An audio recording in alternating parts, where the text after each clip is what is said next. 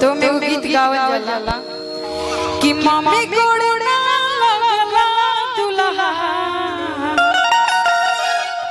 आ पापा गोड़ ना लगला कि मम्मी गोड़ ना लगला दुल्हा पापा गोड़ ना लगला भरल सभा में दुल्हा भरल सभा में दुल्हा धनी गोड़वा लगला भरल सभा में दुल्हा धनी गोड़वा लगला भरल सभा में दुल्हा मम्मी गोड़ ना लगला दुल्हा पापा गोड़ ना लगला मम्मी गोड़ ना लगला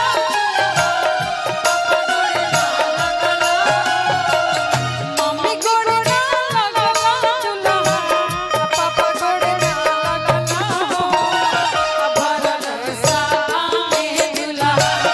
भरल सभा में दुल्हा धनी गोड़वा लगला भरल सभा में दुल्हा धनी गोड़वा लगला भरल सभा में दुल्हा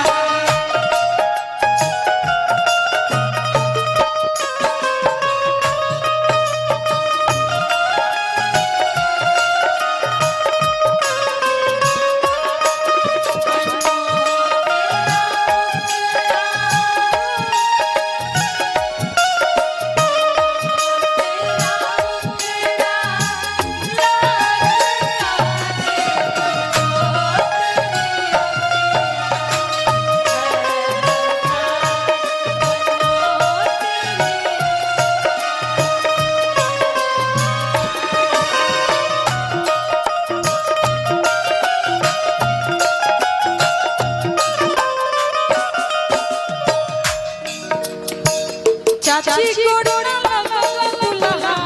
चाचा गोड़ ना लगला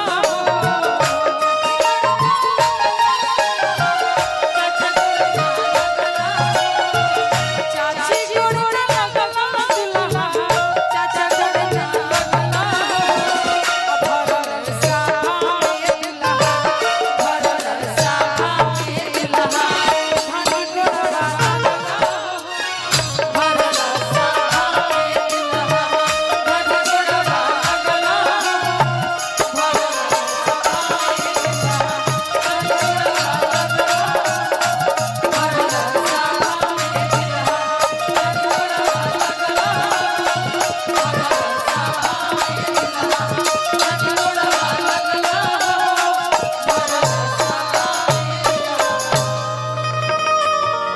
भरल सभा में दुल्हा धनी गोड़वा लगला हो कि हमारा कमरा में सड़िया पहनावे